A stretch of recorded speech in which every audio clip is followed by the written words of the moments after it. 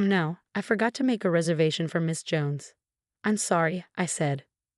My mother-in-law pretended to be surprised and grabbed my hands.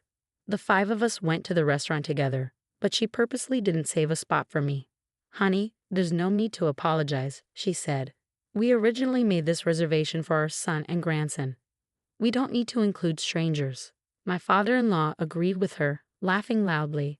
Hey, Emery, make sure you pay the bill. How nice it is to treat your family to a meal.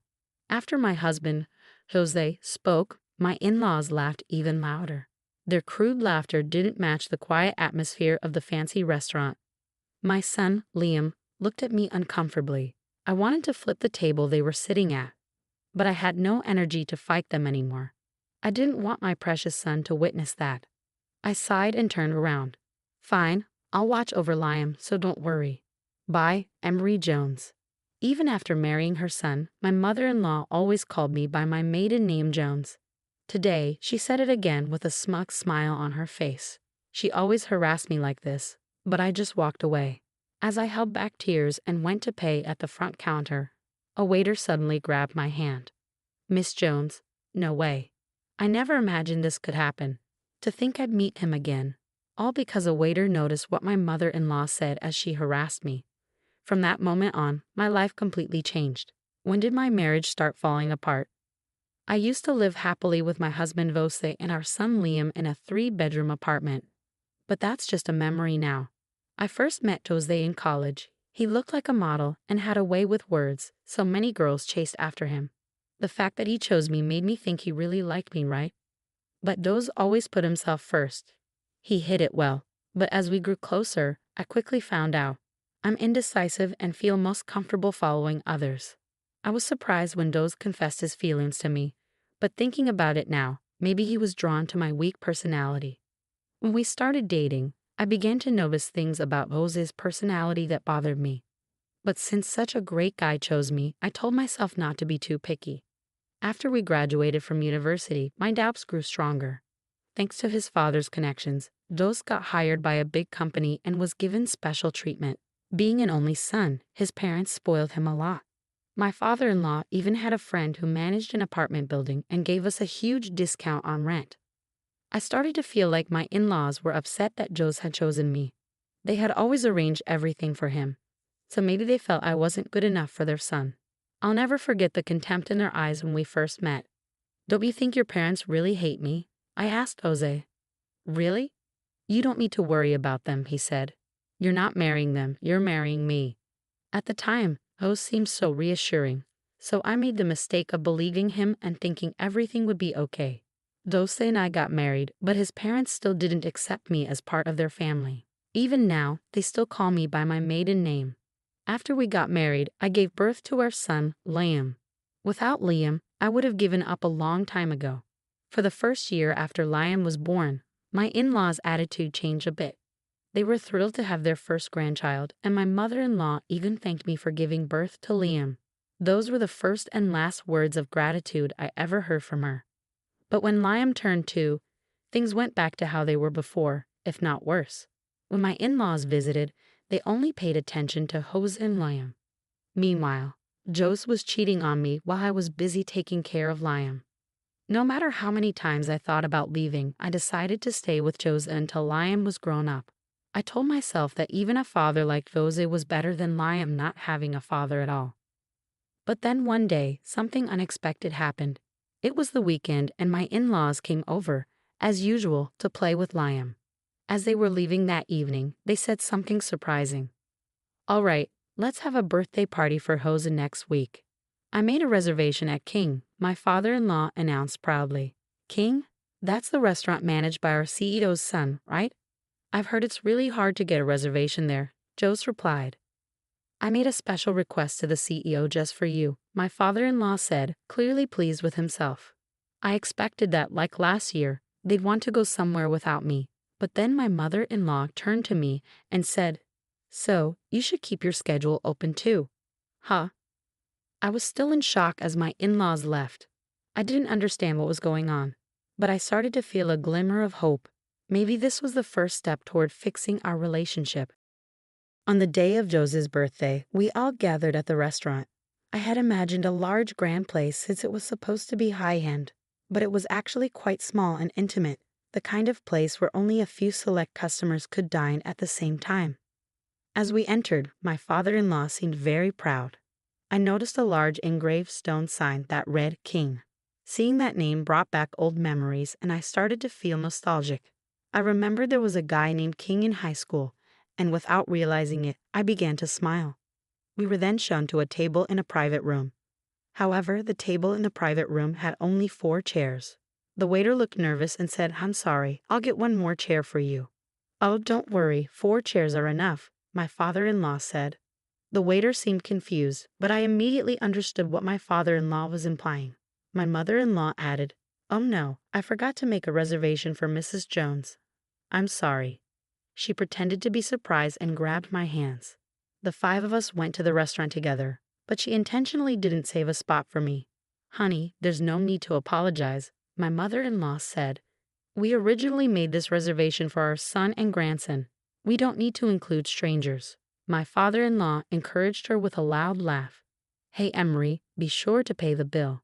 How nice it is to treat your family to a meal." After Josie spoke, my in-laws laughed even louder. Their loud, inappropriate laughter didn't fit the quiet atmosphere of the fancy restaurant. My son, Liam, looked at me uncomfortably. I wanted to flip the table they were sitting at, but I didn't have the energy to fight them anymore, and I didn't want my precious son to see that. I sighed and turned around. "Fine, I'll watch over Liam, so don't worry. Bye, Emery Jones." As I walked out of the room, I heard more laughter behind me. I made my way to the exit, wiping away the tears that were streaming down my cheeks. The waiter who had left the room with me suddenly grabbed my hand. "Excuse me, are you Mrs. Emery Jones?" Yeah. About the bill." I started to say. "There's no need for you to worry about the bill. Please follow me," he said. I was puzzled but didn't pull away. I followed the waiter as we walked further from the private dining room. I could still hear my father-in-law's loud voice behind us, saying things like, "She'll be so expensive she won't be able to pay. She'll probably start crying.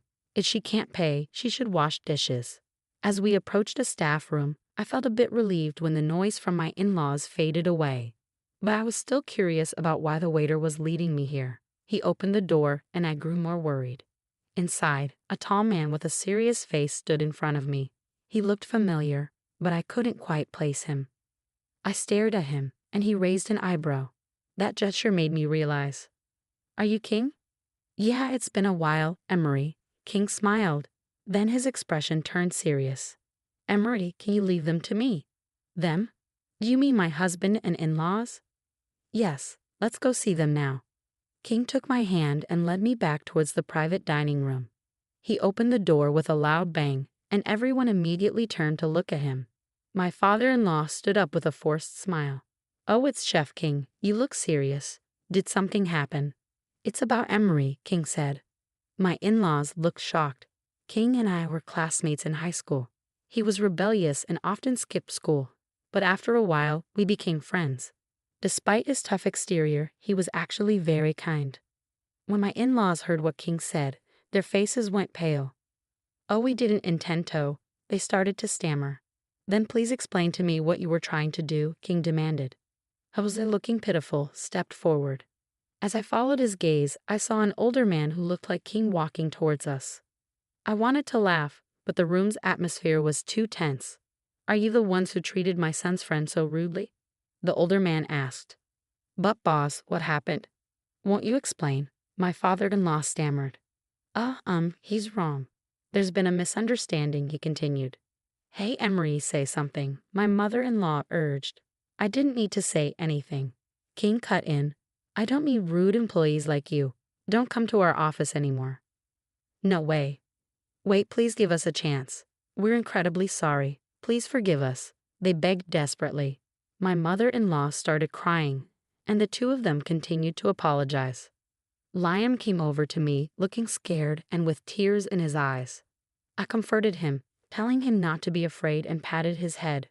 After a while, he calmed down and managed to smile again. "If you're really sincere, you should prove it with your actions," King said. "Clean the restaurant after we close tonight. People with dirty hearts like yours should learn how to clean." King and his father then took Liam and me to a separate room and served us an amazing meal. The food was incredibly delicious, and even though King acted very humbly, they had prepared a special kids' meal for Liam. "Liam, your mom is a great person," King said. "Yeah, I know," Liam replied. "Yeah, you probably do," King smiled. "Do you want me to tell you a story?" King began sharing a story from the past, recounting how he had hated studying when we were in high school. King's parents were high achievers, but he struggled with studying and felt like he didn't fit in with his family. He missed so many days of school that he was close to being expelled. One day, King and I were paired up for a cooking assignment in home economics class. "Try this," I said, handing him a sample. "Wow, it's delicious," he replied. "You're so good at seasoning food." "I just did it randomly," I said. "No way. I saw how many times you tasted it. There's no way it was random," King said. I didn't think much of my words, but it was the first time King had ever received a compliment. Thanks to that compliment, King started studying cooking. Of course, he didn't become a pro right away and made many mistakes. "I'm really useless," he said once. "You're not useless," I reassured him. "You just need to be creative with your cooking." "Huh?" he responded. "No matter how good your ingredients are, if they're not cooked well, they won't taste good. Measure portions properly, try different combinations, or let things sit overnight once in a while." Creative. Yes, exactly. Just like in cooking, even if you have talent, not everything you do will be perfect. So you need to be creative. That advice helped King realize he needed to aim to be a pro. He eventually became a world-renowned chef.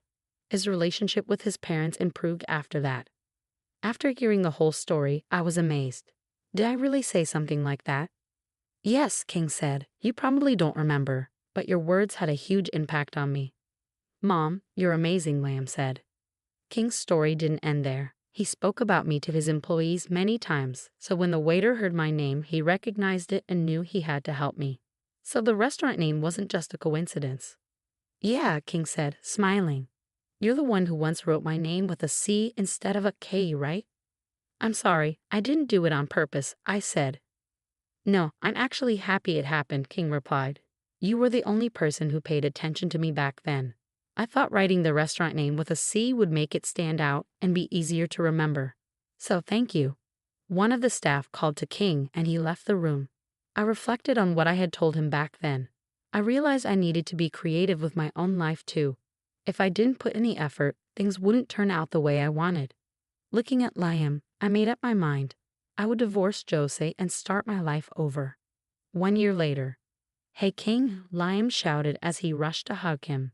King hugged Liam back, smiling warmly. Since that time at the restaurant, King and I had started seeing each other more often and began dating.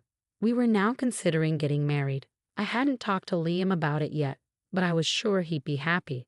Liam was so attached to King that I felt confident he would be pleased. After the incident, my ex-father-in-law and Jose were both demoted.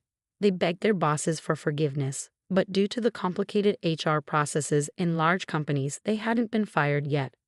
They're still hanging on somehow in the company's shadows.